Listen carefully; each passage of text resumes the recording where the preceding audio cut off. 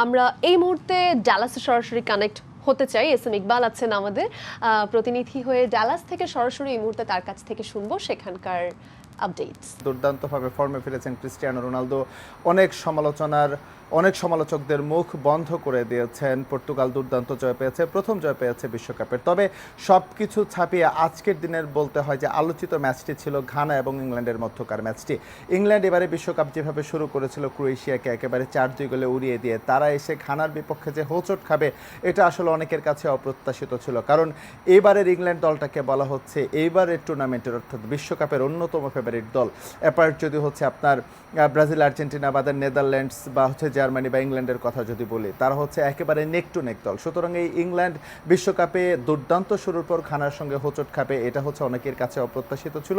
আর দিনের শেষ ম্যাচে আমরা কলম্বিয়াকে দেখেছি ডিআর কঙ্গোর বিপক্ষে 1-0 ব্যবধানের জয় পেয়েছে, যদিও বেশ কষ্টেই জয়টা পেতে হয়েছে। এবং এই জয়ের ফলে কিন্তু পর্তুগালকে টপকে কলম্বিয়া এই গ্রুপ থেকে পয়েন্ট টেবিলের শীর্ষে অবস্থান করছে। আসলে মোটা থেকে সবারই দুটো করে ম্যাচ হয়ে গিয়েছে। আজকে রাত থেকেই শুরু হচ্ছে, অর্থাৎ বাংলাদেশ টাইম যেখানে ম্যাচটি শুরু হবে সেই রাত থেকেই শুরু হয়ে যাচ্ছে হচ্ছে একেবারে গ্রুপ চ্যাম্পিয়ন হওয়ার যে লড়াইটা। কারণ এটার সঙ্গে অনেক কিন্তু সমীকরণ রয়েছে। স্পেশালি আগামীকাল যে ব্রাজিল মাঠে নামছে এইটা চিন্তা করে হচ্ছে কার্লো আনচেলত্তিকে তার গেম প্ল্যান বা সব কিছু সেট করতে হচ্ছে। কেননা ব্রাজিলের সামনে যখন স্কটল্যান্ড, যদিও বিশ্বকাপে স্কটল্যান্ডের এগেনস্টে ব্রাজিলের সমৃদ্ধ ইতিহাস, তবে শুধুমাত্র হচ্ছে স্কটল্যান্ডকে হারালেই চলবে না।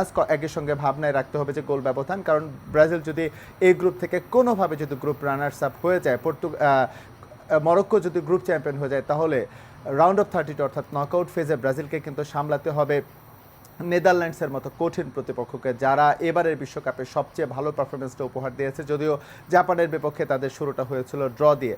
ব্রাজিল যদি এই গ্রুপে চ্যাম্পিয়ন না হয়ে যদি চ্যাম্পিয়ন হলে তো নেদারল্যান্ডসকে অ্যাভয়েড করতে পারবে। যদি রানার্স আপও হয়ে যায় সেই ক্ষেত্রে হয়তো বা সুইডেন কিংবা জাপানের সামনে পড়বে। সুতরাং আর্জেন্টিনার সামনে হয়তো বা অপেক্ষা করছে কেপ ভার্দে কিংবা উরুগুয়ে, সেখানে ব্রাজিলের সামনে অপেক্ষা করছে নেদারল্যান্ডস, জাপান, সুইডেন। সুতরাং রাউন্ড অফ 32 অর্থাৎ নকআউট ফেজের প্রথম যে ম্যাচটা, সেই ম্যাচেই কিন্তু ব্রাজিলকে আসলে কঠিন চ্যালেঞ্জের মুখে পড়তে হচ্ছে। এবং যে বলা হচ্ছে ব্রাজিল হচ্ছে এবার হেক্সা জয়ের মিশন নিয়ে এসেছে, সেই হেক্সা জয়ের মিশনটা কিন্তু রাউন্ড অফ 32তেই থেমে যেতে পারে। যদিও আগামীকালের ম্যাচে নেইমারের ইনক্লুশন থাকবে, এটা নিশ্চয়ই তাদের জন্য একটা প্লাস পয়েন্ট। আবার একই সঙ্গে ভাবতে হবে নেইমার দীর্ঘদিন পর জাতীয় দলের হয়ে ম্যাচ খেলবে। সুতরাং সে কতটা up to the mark performance তার কাছ থেকে পাবো সেটা নিয়ে একটা প্রশ্ন থেকে যায়। তো আমার কাছে যুক্তরাষ্ট্র থেকে এই ছিল সবশেষ।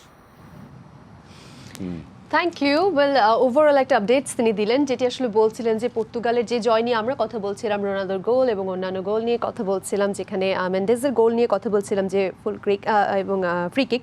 রাফায়েল লেওয়ের গোলটা কেমন দেখেছেন সেটা একটু জানতে চাই। এক্সেলেন্ট সবগুলো গোল, যেটা আমি বললাম যে আপনি প্রত্যেকটা গোলই কিন্তু আপনি ইন্ডিভিজুয়াল স্কিল এখানে জড়িত ছিল, কিন্তু সেই সঙ্গে কিন্তু আপনার টিম ম্যান হিসেবে, টিম গেম হিসেবে কিন্তু সেই গোলটাও কিন্তু রোনালদোর পায়ে আসলে দেওয়া হয়েছিল, বাট অপোনেন্টের পায়ে লেগে সেটা প্রথম গোলটা কিন্তু আপনি রোনালদোর ইন্ডিভিজুয়াল, প্রথম গোলটা রোনালদো যেটা করেছেন সেটা কিন্তু তার ইন্ডিভিজুয়াল স্কিল দিয়ে এসেছে। তিনি জানেন যে পজিশন সেন্সটা কোথায় থাকতে হবে একজন স্ট্রাইকারের বা আপনার গোল গেটারের, সেখান থেকে তিনি শুটটা নিয়েছেন। আর পরের যে গোলটা নিয়েছেন সেটা কিন্তু থ্রু পাস বাড়িয়েছিলেন ব্রুনো ফার্নান্দেজ, এবং সেই শট মানে এখান থেকে যে পাসটা আসছে সেটা রোনালদো একটু অ্যান্টিসিপেট করতে পেরেছিলেন আগে।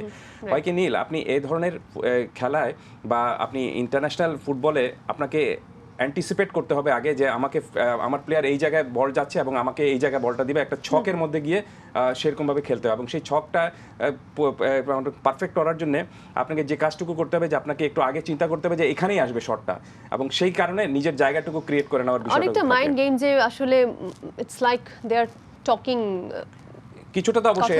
এবং এই প্ল্যানগুলো কিন্তু আপনার প্র্যাকটিসে তারা করে থাকেন, এখানে এসে ম্যাচে এসে যা শুধু সেটা অনুদিত করেন।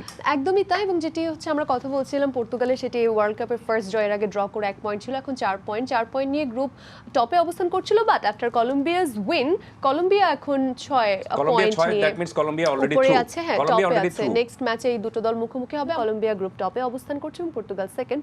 এখন নেক্সট ম্যাচে দুটো দল মুখোমুখি হতে যাচ্ছে, তার মানে কারোর জন্যই খুব একটা সহজ হবে না। But Colombia is already through to the round of 32। পর্তুগালের জন্য সমীকরণ এখনো মেলানোর ব্যাপার আছে। তারা যদি ড্র করে আর জিতে, তাহলে গ্রুপ রানার আপ হিসেবে রাউন্ড অফ 32তে খেলবে।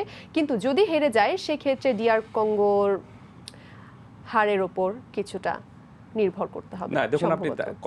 পর্তুগালের জন্য এই ম্যাচটা কঠিন হবে, কারণটা হলো যে কলম্বিয়া অলরেডি থ্রু, সো তারা এখন দ্বিতীয় রাউন্ড নিয়ে চিন্তাটুকু করবে। তাদের সামনে একটাই চিন্তা, যে সেটা হলো যে আমরা যদি গ্রুপ রানার চ্যাম্পিয়ন হয়ে যেতে পারি তাহলে হয়তো পরের রাউন্ডে কম শক্তিশালী একটা দলকে পাবো। এটা গেল তাদের একটা বিষয়। তাদের কোয়ালিফাইড হওয়ার কোনো কিছু নাই।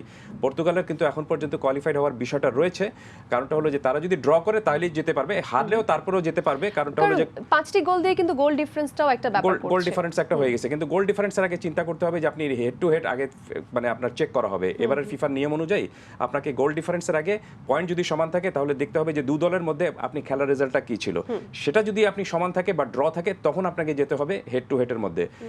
ওয়েল সেটা পরের বিষয়, বাট পর্তুগাল যে ফর্মে ফিরেছে বা যেভাবে আজ এই ম্যাচটা খেলেছে তাতে আমার মনে হচ্ছে যে কলম্বিয়ার বিরুদ্ধে তাদের ড্রর চিন্তা না করে জেতার চিন্তাটা করা উচিত, কারণ জিতলে তখন তারা আপনার গ্রুপ চ্যাম্পিয়ন হিসেবে পরের রাউন্ডে যাবে। কলম্বিয়া কিন্তু একটু প্রেসার ছাড়া খেলবে, অন্যদিকে পর্তুগাল কিন্তু প্যাশন দিয়ে খেলবে, because they have to win or draw।